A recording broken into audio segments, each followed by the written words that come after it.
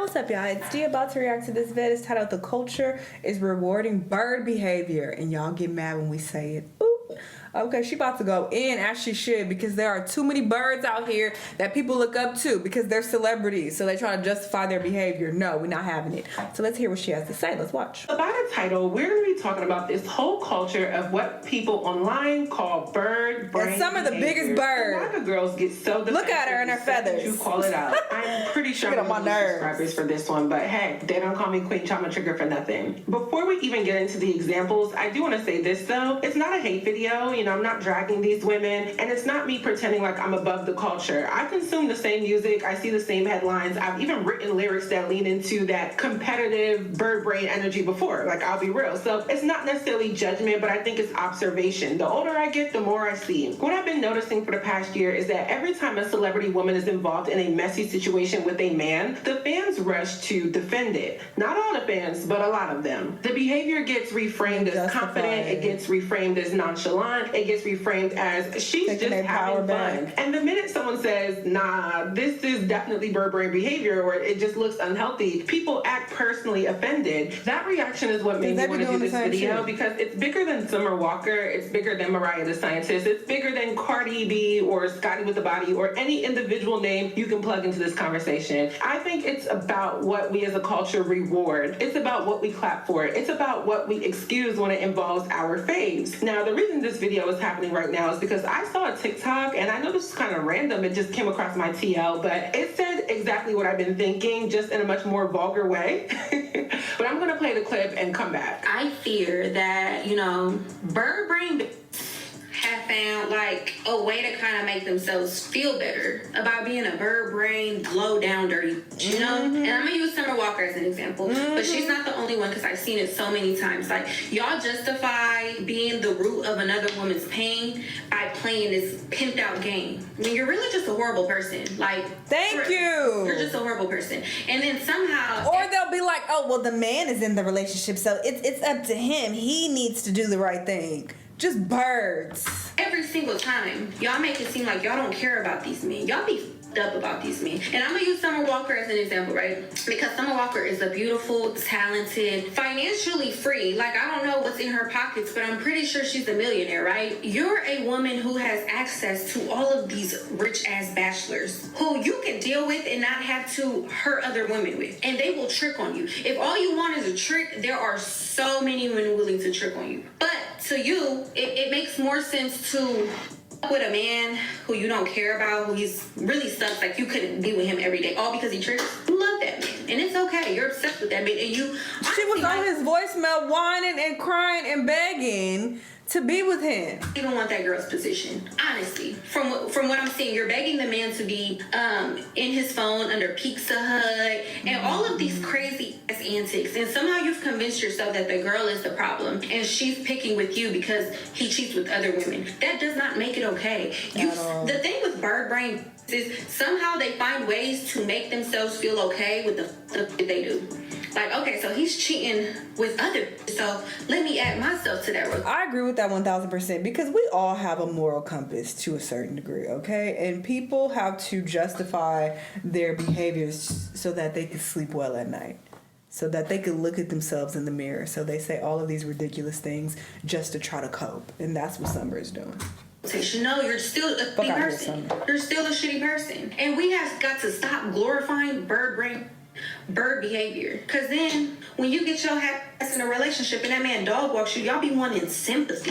You're a horrible person. Do you think that your next relationship is gonna thrive? No, it's not. Just my opinion. Make America bird brainless. So yeah, I'm not gonna lie, I do agree with sis. Like, the core message in this was women have gotten too comfortable justifying being involved in something that hurts themselves or even another woman, and then dressing it up like it's a flex. Acting like being added into a situation is power when it really isn't. Acting like indifference equals strength when it really doesn't. And when she used Summer Walker as the example, it clicked for me, because it's not just Summer Walker. It's a pattern with a lot of women in the industry. So I've broken this video down into 3 main talking points. So without further ado, Let's get right into this video. So my first point is when messy becomes marketable. Let's start with the Summer Walker situation because that's what sparked this whole conversation online. And yes, this may be old tea for both of these examples, but I'm just saying. So HotNewHipHop.com covered the drama between Summer, Rich the Kid, and Tory Bricks, who is Rich the Kid's baby mother, girlfriend, fiance, I'm not even sure. After leaked audio surfaced of Summer allegedly telling Rich she still wanted to link up with him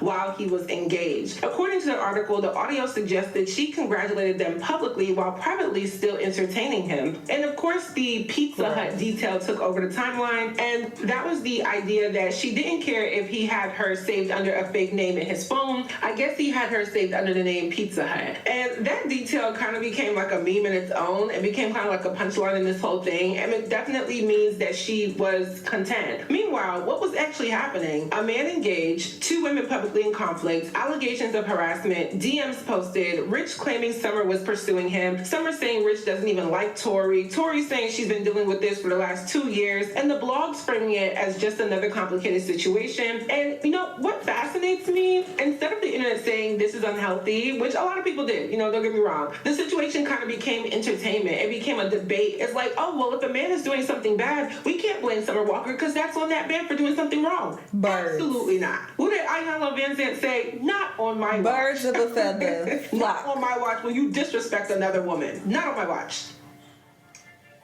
Not on my watch. Not on my watch.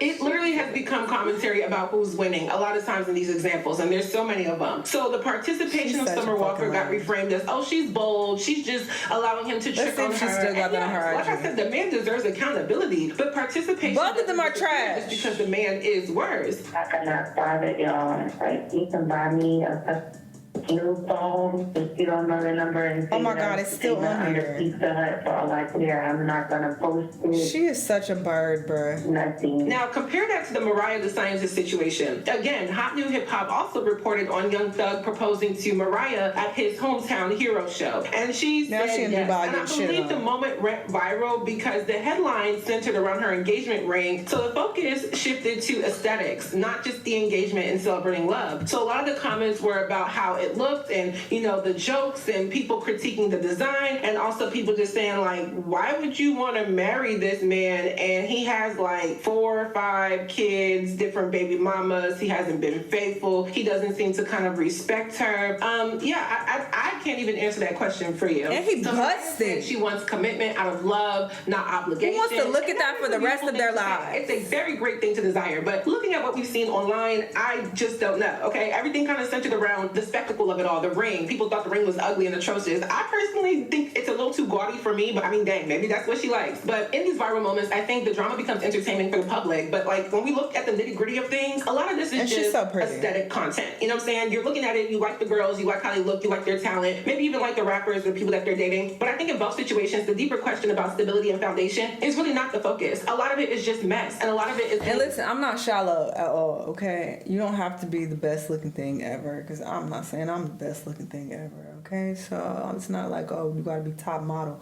but I can't look at you and be like, ugh. If that's the case, I can't be with you for the rest of my life. And that's what he gives. Excuse knowing that messiness. But she don't care as long as the check clear. And it starts to feel normal, and I think that's really the definition of bird brain behavior. Now moving on to point number 2, ego, competition, and the I'm different mindset. Lord. I had to learn this lesson the hard way. Can't wait to tell my story. Let's go underneath the headlines. A lot of these situations are fueled by ego. Okay, not love, but ego on both hands, whether it's the man or the woman. They are fueled by wanting to be chosen. They are fueled by wanting to prove you can have him. They are fueled by not wanting to look like the girl who cares too much, which I really hate. Like, I don't know about y'all, but I'm a lover girl. I'm not gonna sit here and act nonchalant about a man that I really love. So I get it, but at the same time, it gotta be worth it, okay? We are in an era where openly caring about someone is kind of like labeled as embarrassing. I see a lot of comments that's like, oh, loving a man out loud is embarrassing. No, loving the wrong man out loud is embarrassing. And I get it. Sometimes you don't know. A lot of men can switch up like the weather, but I don't know. I'm not about to sit here and love a man out loud knowing he's doing what Young Thug is doing, or doing what Rich the Kid is doing, or doing what Stephon Diggs is doing. Like, that's when it's definitely embarrassing. But there's a lot of women in healthy relationships who love out loud, and you should be proud of that. Wanting commitment is almost labeled as desperate, so the safer posture becomes like the indifference, right? the safer image becomes the woman who doesn't need him, the woman who's just there for the fun, the woman who is just unbothered. Begging to be saved is Pizza Hut? Is that not more desperate? Right. There would not be any energy spent defending timelines. There would not be any public back and forth. Indifference doesn't require a defense. So what are you really like that man, okay? You like that man. You're a bird, okay? For you, right after I get right up to that cusp where he would fully take care of me, I don't want to go that far. I just want to be the side. That's what I was saying. Like, I just want to be the side. I just want you to chill. I don't like him enough to lay up next to him every day. I don't even know how you do it. I'm not going to start talking about him. You know, I'm not going to start talking about him. But you know the things about him. Girl, I don't know how you do it. I was just trying to play my little position. He clearly won't stop, and you know he's obsessive. And music plays a lot into this. So many lyrics revolve around taking someone's man. Like I said earlier, I think I've had like certain lyrics like, your man like me or whatever. And I feel like at the time I was just writing it for the sake of entertainment. But I truly believe a lot of these people are internalizing that. A lot of girls want the one that he chooses and the one that, you know, is winning him over. Like I said, I've written bars like that before. I'm not pretending I haven't. But there's a difference between performance and internalization. Some women understand it's entertainment. Others start modeling their real life standards around that competitive energy. I mean, for some women, when validation comes from beating another woman to the position. Imagine being online talking about, I don't give a fuck about him. I was just using him for money. But you get off live and you blow his phone up and he's not answering, but you keep calling over and over again. The man stops being evaluated. We don't even drag the man as much as we should. The focus shifts from, is he stable, to, did he pick me, right? That's a dangerous shift. And that's what Summer Walker was doing too. It's like, well, this guy has all this going on. He's a rapper. He has money. And then it kind of became like, oh, well, I really want to be in the position of another woman, so I'm going to try and do that. But because I know I'm wrong, I'm going to act like I don't care, and I'm going to act like he's just nothing to me, like he's just a play toy. No, ma'am, you're a bird, okay? And then also, this is where the Cardi B and Stephon Diggs example fits in. Not as a replacement for this argument, but kind of like a reinforcement to it. When Cardi had joked and said, oh, well, that's our baby daddy now, in reference to Stephon Diggs and the other women who had children with him within the same time frame. Yeah, that's your baby daddy. That's my baby daddy too, girl. Well, what now? You know, we'll figure it out. It was framed as humor. Like, her fans were like, I mean, she's right though. Like, what is she supposed to do? Like, they just gotta deal with that. Like, it's okay. She's pretty. She's paid. She's put up. Like, as if it's a flex. No, that is bird behavior. What do you mean? As if she secured something. But underneath that joke is the exception mindset. The belief that because you are Cardi B, your outcome will be different. Because you're more famous, more desirable, more visible, you're going to get better treatment. That is ego talking. That is the I'm different mindset. It's the belief that history doesn't apply to you, that patterns won't repeat to you. But what have we seen? Oh, man. It's gonna get you, okay? And again, I've had to learn this lesson. That thought that you were special enough to override a man's habits, ooh, don't do it. Don't do it, sis. That's exactly how women talk themselves into situations that were already showing red flags from the beginning. The hardest truth in this entire conversation is that sometimes people defend these situations because they convince themselves of the same thing at some point in their lives. So when you critique behavior, it feels personal. Calling something bird behavior feels harsher than the behavior itself because it forces someone to reflect on what's actually really happening. Now, moving on to my third and final point number 3, who actually looks peaceful? Now, let's talk about what doesn't get the same energy. There are stable black couples out there. There are examples of grounded relationships that exist without constant public tension attached to them. Look at Coco Jones and Donovan Mitchell. I love their relationship. Their relationship feels intentional and private. It doesn't revolve around a spectacle. Look at Mona Leo and Stefano Vegas getting married. That's a commitment. That's long term. Look at Ryan Destiny and Keith Powers reconnecting in a way that looks mature and thoughtful. Those examples don't trend the same way. Like, oh, we love them, we talk about them, we praise them, but like, what is more viral? The bird brain behavior. There aren't weekly debates attached to these good couples, right? From what we see. There isn't constant public rivalry. There isn't a triangle narrative for blogs to stretch out. And that says something about what holds attention. A lot of the women who constantly end up in these public triangle situations tend to fit what society calls the preference image, the exotic look, the hypersexual branding, the racially ambiguous aesthetic, the former dancer narrative, the women who are loudly desired. People say those women get preferential treatment, but from what we see publicly, it looks more like preferential selection. Okay, they definitely get picked. They get picked quickly. They get pursued loudly. They get chosen visibly. For the bullshit. Being chosen fast is not the same as being treated well long term. Okay, being desired does not automatically mean being respected. Being selected does not automatically mean being protected. And a lot of monoracial black women who don't fit into hypersexual narratives are often in relationships that look a lot more grounded and less theatrical. Hence the examples I just gave. They may not be selected as loudly, but they also aren't. I used to have a friend who used to be obsessed with Keith Powers. I feel like I've said this before, but we will be following this man everywhere. Not like that, but like she would know what parties and stuff he was going to and be like, oh, can we go here? And I'm just like, all right, girl, sure. This was years ago. But yeah, I wonder how she feel now. But she loved that man. I've seen this man more times than I should have, only because of her. Just going to random places because he was there, and I was like, girl, sure. You want me delusional? Anyway, what the drinks at? I was having a good time. I wasn't paying her and him no mind. I mean, I don't even think she ever really talked to him like that, but she just really, really loved him.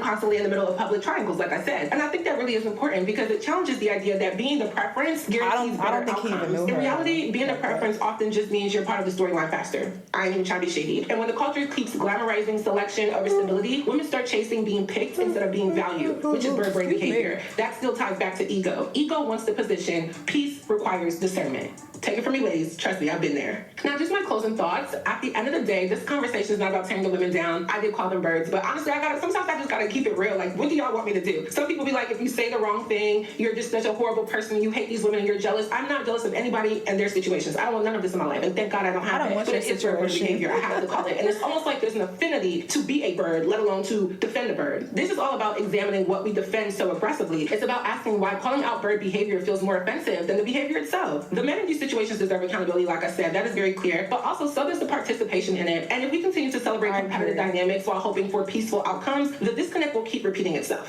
I agree 1000%, and we can shame both. We can talk shit about the both of them, how they both are terrible people and they're both ridiculous. I will never sit here and applaud a woman for being a part of another woman's pain and be like, well, that's your man. He made that commitment to you. Those were y'all vows, or you in a relationship with him. Like, you ain't in one with me. I could do what I want. I'm single and I could.